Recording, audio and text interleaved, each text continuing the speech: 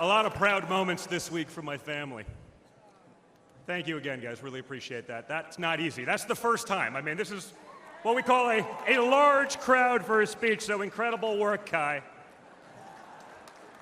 Now, back to business. Guys. Thank you, sir. Tonight we gather here in Milwaukee at one of the most crucial moments in American history. Just days ago, something that once seemed unimaginable became a terrifying reality. My father came under literal fire as an incredible, patriotic rally turned into a tragedy. On a field in Butler, Pennsylvania, a brave firefighter died. Others were injured, and as those bullets rained down, we came millimeters away from one of the darkest moments in our nation's history. But we did lose an American hero that day. We wish that he were with us tonight, but his memory will live on forever in the hearts of his family, his community, and the nation that he loved.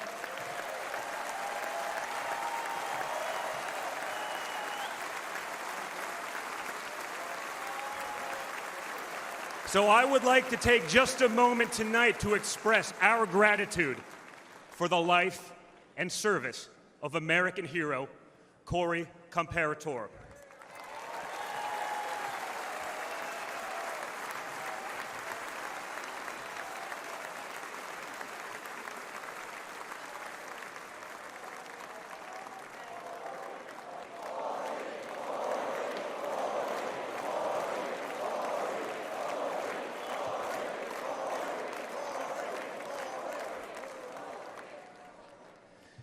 They say you can't truly know how you'll respond in a moment of danger until you're actually confronted with it. So what was my father's instinct as his life was on the line? Not to cower, not to surrender, but to show for all the world to see that the next American president has the heart of a lion.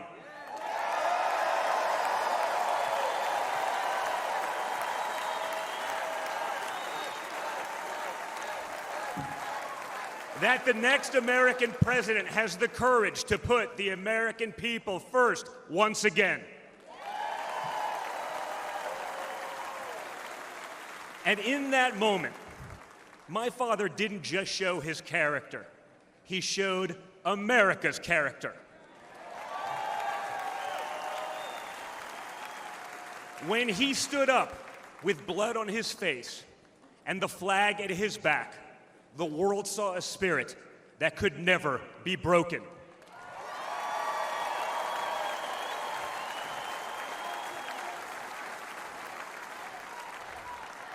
And that is the true spirit of America. America knows what it's like to be down. We know what it's like to be confused and to be afraid. Long before the attempt on my father's life, every American I met was filled with fear and anxiety. They were afraid our country was being torn apart. They were anxious about the massive and chaotic invasion of illegal aliens across our border. They were deeply concerned about partisan lawfare, education indoctrination, and attacks on freedom of speech. Most terrifying of all, they saw that our leaders didn't care, or worse, that they joyfully aided and abetted the erosion of our rights. And the lies. Oh yeah, the lies. We won't ever forget the lies. From left-wing politicians, from their allies in the media, when you hear them in a row, you fully understand the extent they have gone to divide this great nation. They lied about Russia collusion. They lied about Hunter's laptop. They lied about Joe Biden's fitness for office. They lied about the border being secure. They lied about inflation being transitory. They lied about how they would safely withdraw from Afghanistan. They lied about Biden being a, quote, moderate. And they told one nonstop lie after another about my father. But they could only run away from reality for so long. All hell has broken loose in America, and it's impossible to hide anymore.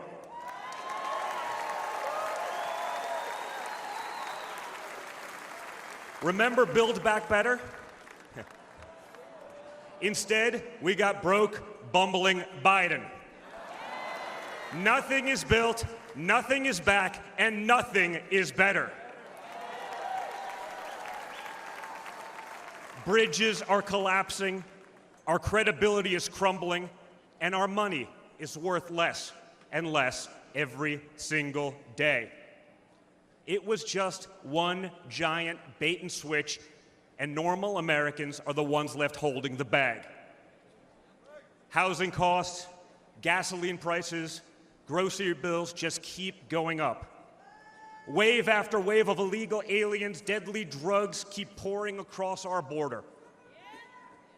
Meanwhile, pro-crime district attorneys have turned our cities into giant crime zones. They've turned criminals into victims, prosecutors into criminal defense attorneys, and police into public enemies. Left-wing activists are pretending to be educators, teaching our kids that there are 57 genders, but they can't even define what a woman is. On one hand, they think free speech protects their right to expose your children to explicit drag shows. On the other hand, they want to put you in jail for making a meme. It's like the entire world has been turned upside down. Does any of this sound like a country that's going in the right direction? And honestly, who is actually running the country anyway? It's obviously not Joe Biden. So who are they asking us to elect? Seriously, who's running things? Does anyone really know? Is it Jill? Is it Hunter? Barack Obama? Maybe it's the ghost of Corn Pop.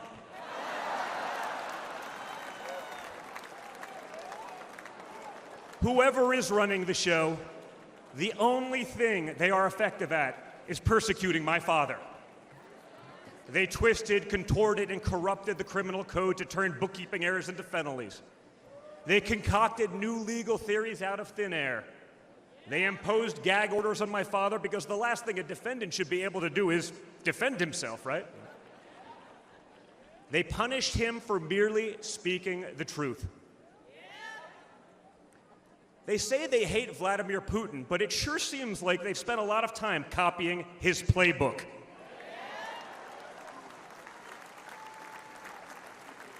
In this country, we don't criminalize political differences. We debate them. We vote on them. But we don't make you choose between picking a party or picking a jail cell.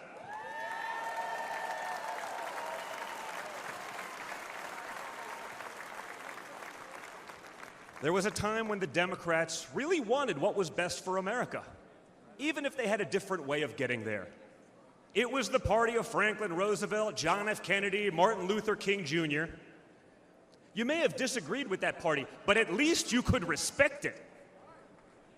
But this new extreme Democrat Party, they want us to somehow believe that the only way forward is going backwards, where hiring decisions are based solely on race, where justice is only for those with the right opinions, where streets are a luxury only for the elite, where economic opportunity exists only when you know the right people. Right now, the America we all grew up with, the America that we love, feels like an old photograph where you sit down with your children and tell them what life used to be like. You look back at that America and remember a country that was confident and proud, an America that knew who it was and what it stood for. And it could all feel like a distant memory. Somewhere along the way we stumbled, Somewhere along the way, we lost ourselves. But we can't live on nostalgia. Yes, America was great, but our greatest days are yet to come.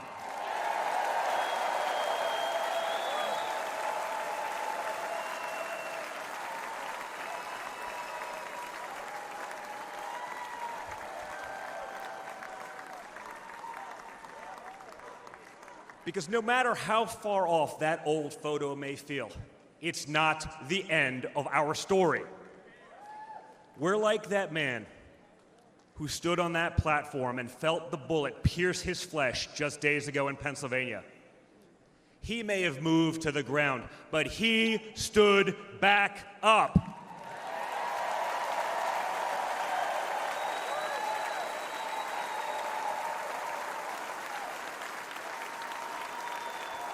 And when he did, my father raised his fist into the air. He looked out at the crowd, and what did he say?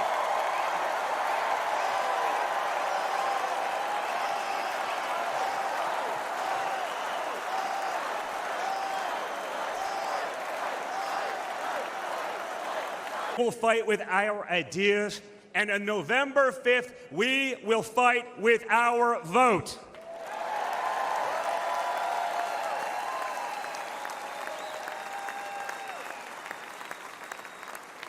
I've always been proud of him, but I've never been prouder of my father than I was in that moment.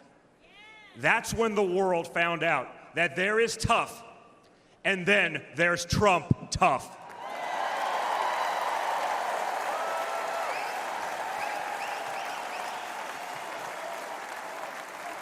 And the good news is, America is Trump tough.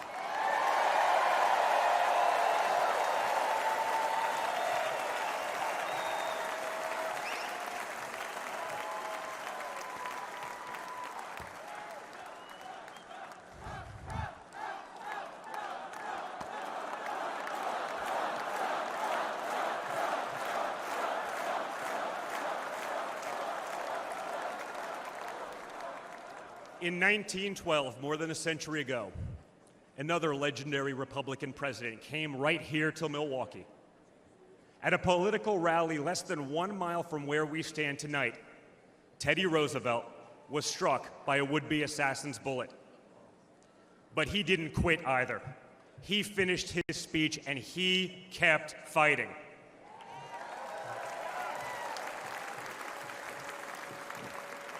My friends, I don't believe in coincidences, but I do believe in God's plan.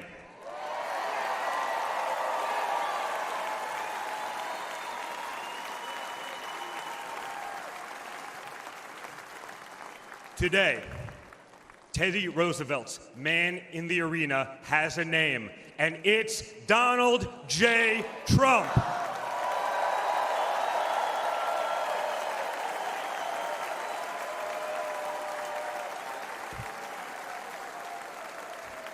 Remember, my father didn't have to run for re-election this year. He doesn't need the money, the fame, the power. Frankly, he doesn't need the witch hunts, the phony investigations, or the political prosecutions either. But he knew he had to run if there was any chance at saving America.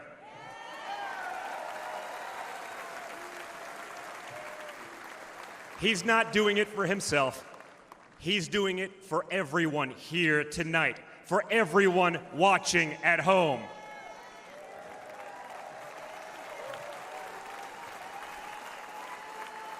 No matter who you are, you can be a part of this movement to make America great again. Look at me and my friend J.D. Vance, a kid from Appalachia and a kid from Trump Tower in Manhattan. We grew up worlds apart, yet now we're both fighting side by side to save the country we love. And by the way, J.D. Vance is going to make one hell of a vice president.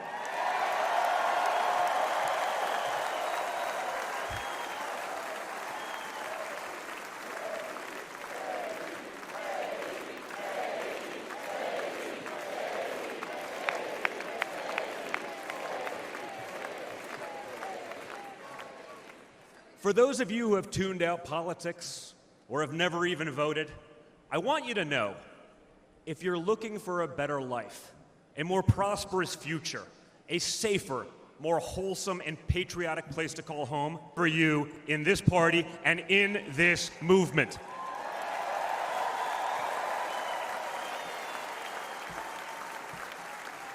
In fact, you're the ones who matter most of all. My father has always said that the people he gets along with best are the people who really work for a living.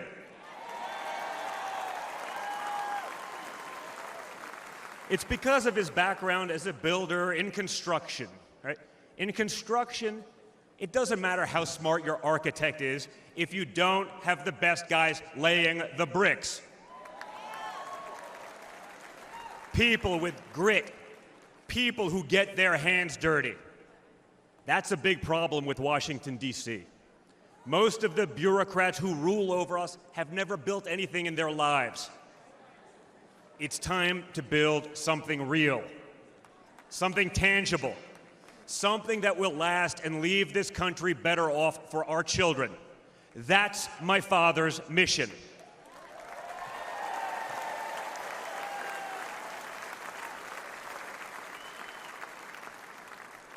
This November, we have a choice.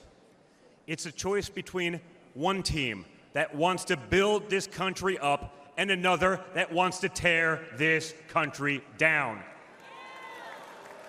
It's a choice between people who are proud of America and people who are ashamed of America. And ultimately, it's a choice between America last and America first.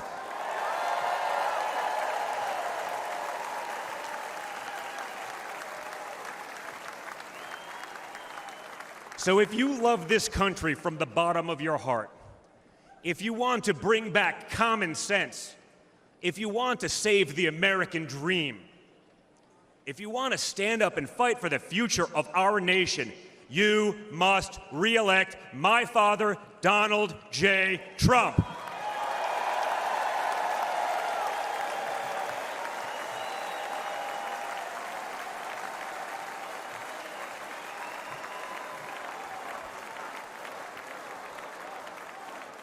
Together, we will make America great once again.